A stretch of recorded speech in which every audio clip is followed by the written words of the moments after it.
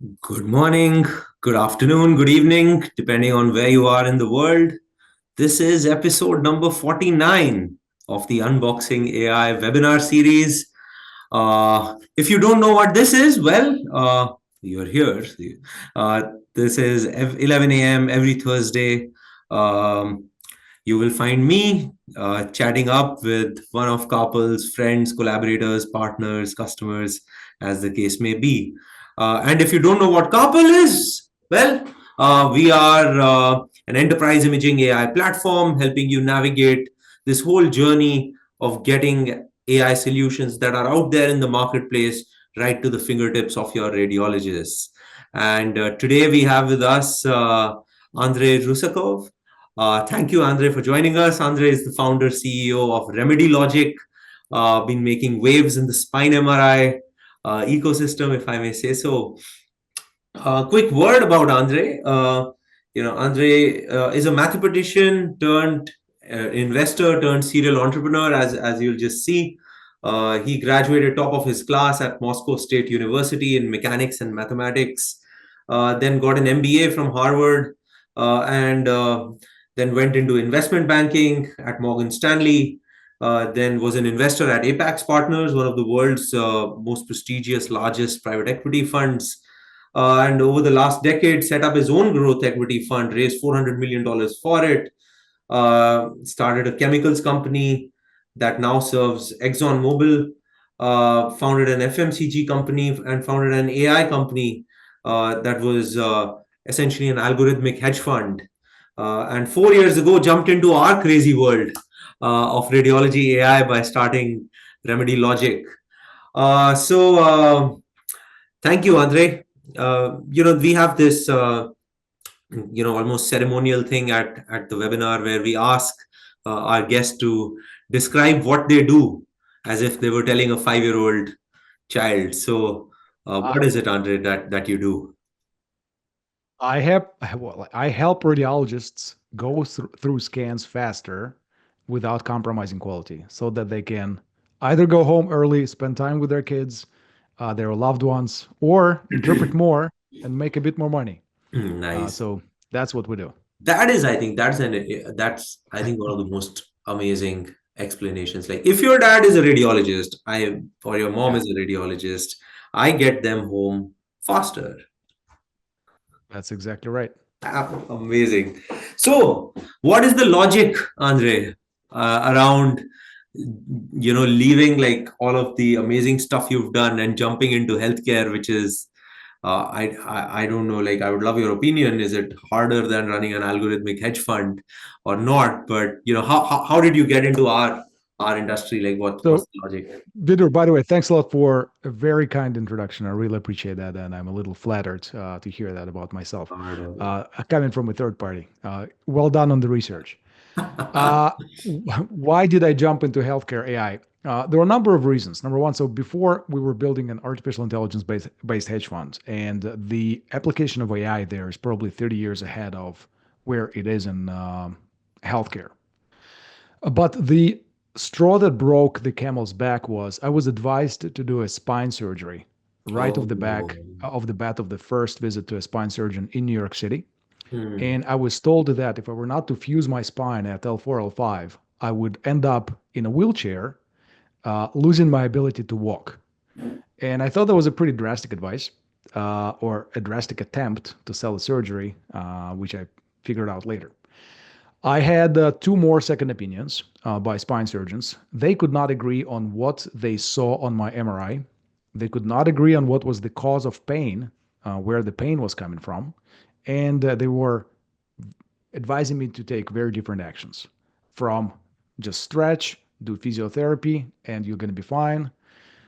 Let's do a micro dissectomy of your disc to let's do a full on fusion with a dissectomy of the disc, of course. And it dawned on me that, look, we have to make better decisions in patient care. And back pain starts with usually an MRI of the spine. So we started a company around that. We thought that patients and clinicians deserve better tools. So that's how it all started. That's incredible. And So how, if I may ask you, Sure. what treatment did you go for? I didn't do anything. I stretched, I did a bit of physiotherapy, and in about a year, actually, my back went absolutely fine. I didn't do any surgery, I didn't do any corticosteroid injections, none of that.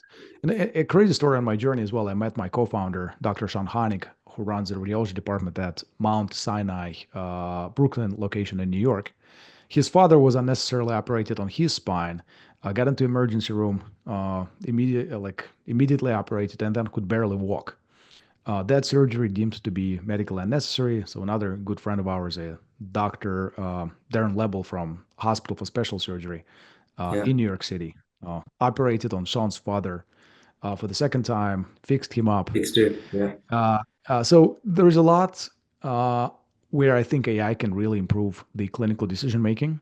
And that's the overarching goal of, I think, what we're all building in this ecosystem.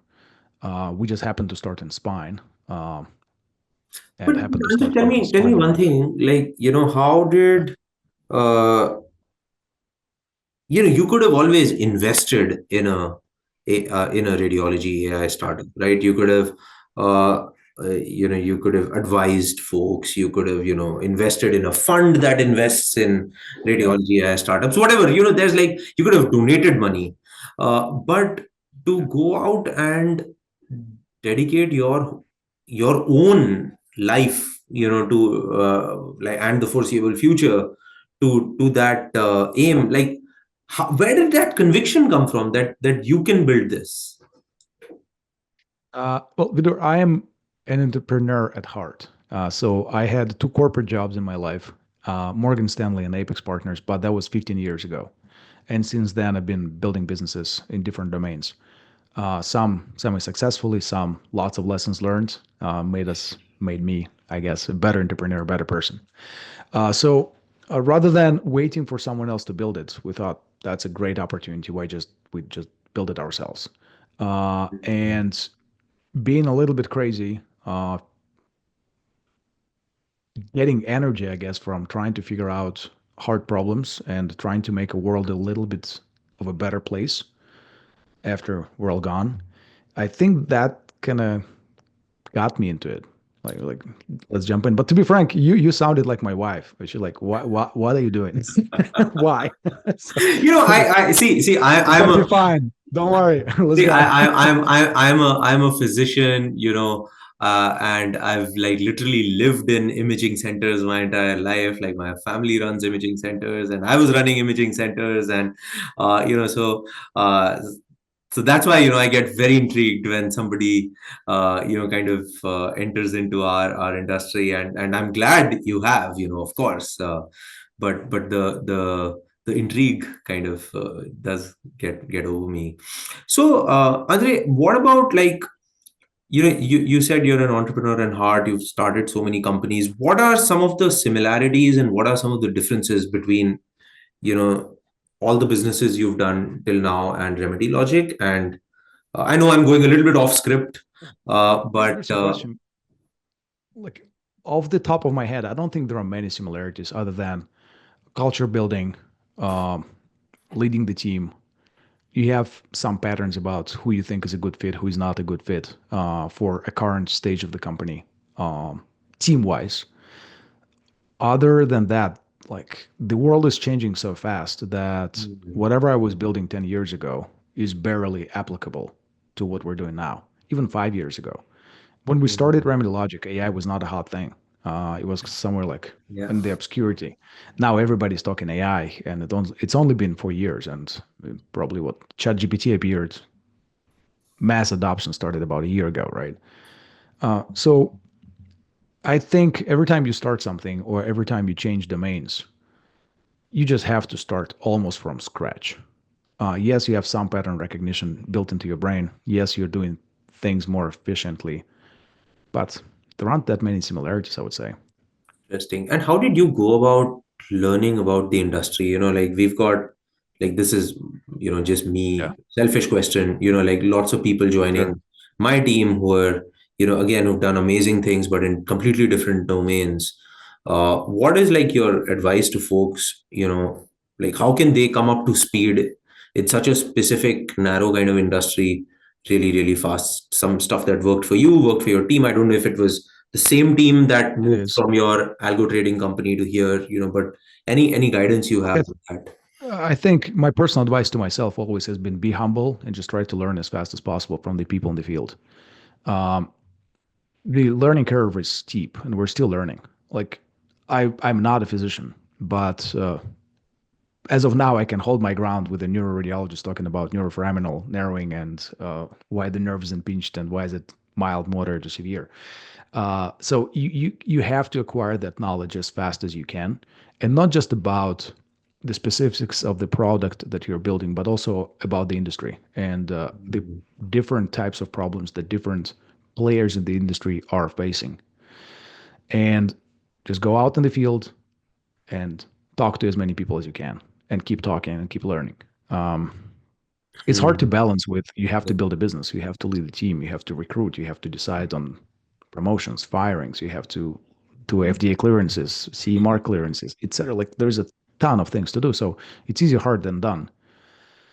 Uh, Ideally, if you can, get people who are already in the industry, who already know what's going on your team. That just accelerates things drastically. Yeah. Yeah, I think, at Carpel, we have this concept that like 20% of the team has clinical backgrounds. And, Hmm. at least that Very way smart. there's that, osmosis kind of always happening of just, clinical kind of knowledge. No, Yeah. but cool. Tell us about RemedyLogic. Like, what does the product do? What is it today? What's the future vision? Um, So where- look, we are maniacally focused on helping radiologists interpret scans faster. The way we see it is a low-end disruption where we help radiologists take care of the most benign, always occurring findings, which are Hmm. degenerative conditions.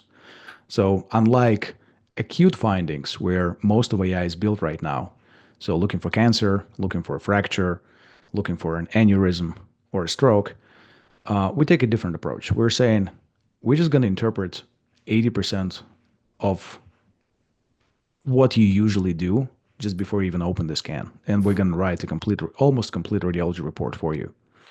And then the more rare, more acute findings, you still have to take care of by yourself. Doesn't mean that we're not going to do them. We'll already do some. Of course, we'll already do acute, rare findings as well. But the value proposition is, at least in spine, we see all the spines have degenerative conditions. Spine Yeah. has multi levels. It's monotonous, it's repetitive, it's boring work Yeah. in the And it majority of looks cases. looks looks similar as well, right? Like from a AI Looks perspective. similar. Yeah. So, why would a human spend their time doing that if a machine can probably do most of it already now? So, let us automate that boring part for you so that you can focus on and save your mental energy to focus on more interesting cases and making sure that an important finding is not missed rather than commenting level by level by level on the presence of central canal stenosis that may be minor. That's the approach. How do we make a radiologist more efficient and save them the cognitive load? By pretty much doing the drudgery, taking the drudgery out of their work. That's the start, augmenting the work that people, humans do. I think the eventuality of this is AI will take more and more and more of the cognitive load away from the radiologist. And this is just a never ending kind of battle. Like, how fast can you get there? Yeah. So I think Andre, like, so sticking to spine MR for one sec, Mhm. the suggestion is then that if I am a radiologist and let's say I have 60 scans to read today, of which say 20 are spine, Yeah. then the suggestion is that I should bundle all those 20 together and read them along with a remedy logic AI output, or like, is that Yeah. how generally you envision So, folks using well, your product, like so ideal state? that's right. That's about right. So usually radiologists bundle their work whether there is AI, Yeah. whether there is no AI. So people Yeah. like, okay, I'm going to read spine now, and then I'm going to read the brain, and then I'm going to read whatever else is left. Yeah. So switching context is not something that people love to do. Yeah. So they do it naturally already. Now imagine that you have 20 spines to read. You open the study, and it's already pre-read for you, and the report is pre-generated for you in the exact same style and format that you would want it to be in. Yeah. And the AI findings are laid out uh, either on the original series or as a secondary capture. So you scroll through the AI findings, usually side by side with the original series, until you fully start trusting the AI. And then you know that if you agree with what you see on the screen, on the images, that's exactly what it says in the report. Yeah. So you don't really have to even read the report. Now, if you Mm. disagree with something, you change a word. So let's say you don't think something is mild, you think it's moderate, you change one word, you dictate over it, and then you click sign. That's the idea. Uh, Mm.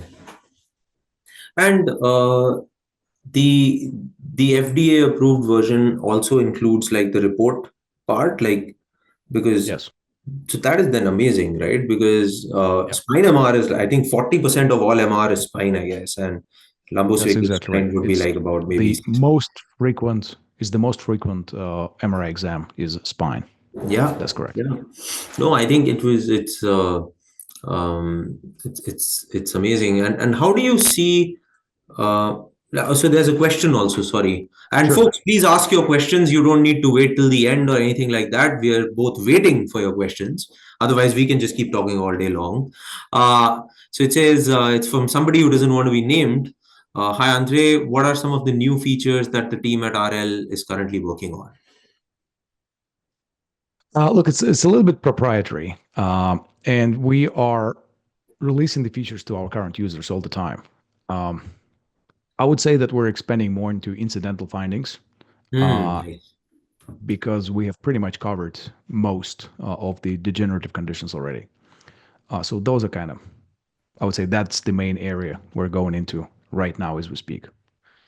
But as you know, in spine MR, there's like 100 plus pathologists that can potentially be present.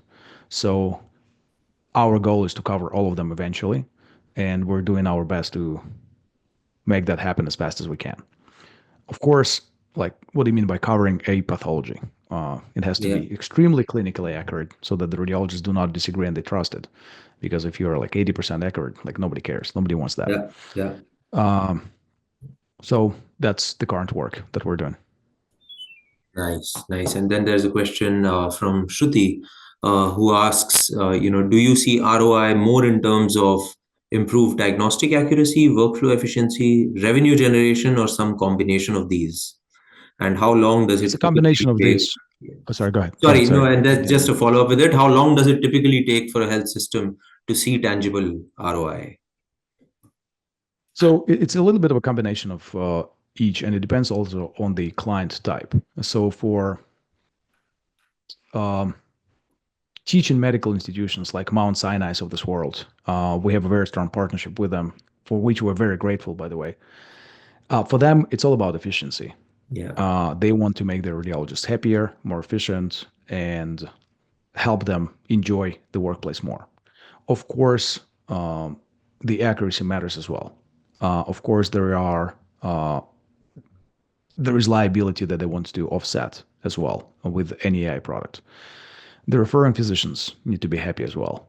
So it's a combination, and in some, it's like the difficulty I think in our market is it's very hard usually to ascribe hard ROI in terms Hmm. of dollars to what you do Hmm. without doing very extensive workflow interventions and like timing people and but intuitively people understand that. So some of that can be quantified, some of that is harder to quantify. Yeah, that's an interesting tangent to go on for a minute, Yeah. Andre. Like in like we get asked this question as well, right? As a marketplace, as a platform, that if I spend $1 on AI, how much money do I make or save? And as you say, Depends on the AI. I Sorry? think it depends on the AI. I think it Yeah, depends on the AI. There are different models. So people like Visa AI, et cetera. It's not really a value proposition to a radiologist necessarily. It's a yeah, value proposition to a healthcare system, yeah. whereby, hey, here is a important finding, and you can do this uh, expensive intervention. And if you miss this Hmm. important finding, the expensive intervention is not going to be done. So the hospital is going to miss out on revenue opportunity. So it's a very different value proposition than making radiologists more efficient and faster, Hmm. and arguably more accurate as well.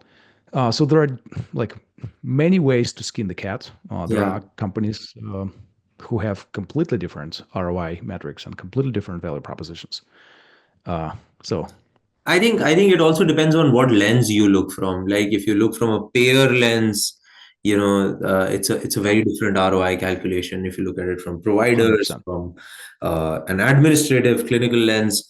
So, but somehow, I don't know. Like at CARPL, we try to standardize ROI metrics across various AI applications and then make them Yeah. converge to I be think it's hard to do. somehow. Like I know that you guys do Yeah. that, but my personal view is very hard to do. So oversimplifying, my personal view is that most AI out there, most AI in radiology out there is what I call red flag AI. Correct. So they're looking for very acute findings, and they're highlighting, hey, this case may have cancer, this case may have a fracture, Yeah. uh, and that's you can probably combine those into one ROI metric. Yeah. But people, let's say Cortex, Icometrics, uh, RemedyLogic, Yeah. very different approach. Yeah. Each of those three have even different approaches between them, but Yeah. I think the ROI is not that apples to apples comparable to, let's say, Viz AI Doc or AI Doc's algorithms. So it is hard. I think it's hard to combine Yeah. everything. No, that's true, and that's why it's. I think there's also that motion that happens in our world, right? That some top institutions start buying something, and then that becomes a very. I don't know if you agree, but there's that implicit signal that okay, this thing helps, and then radiologists talk to each other, and they're all Of course, friends amongst each other, and a lot of of course. then becomes pull, right? So good products, I feel, start getting pulled after a point, and That's right. average products still need to get pushed. Like if you have That's to right. answer the question, what is your ROI? That means that you've not been able to kind of build that pull in the industry that it becomes just so obvious. Very ROI. correct. Look, our approach is the end user must love the product, just must be in love with Yeah, the product. If they absolutely. like it, the rest will follow, and the market will pull it. What we see right now is actually gigantic pull from the market, and people want the solution to exist and to make their lives better. Do we see it universally across all different subsegments of the market? Absolutely not. Somewhere Mhm. we see it's very strong. Somewhere people are still thinking about it. It Hmm. also depends on personalities of people who are using the product or thinking about AI in general. Some people are resistant to change,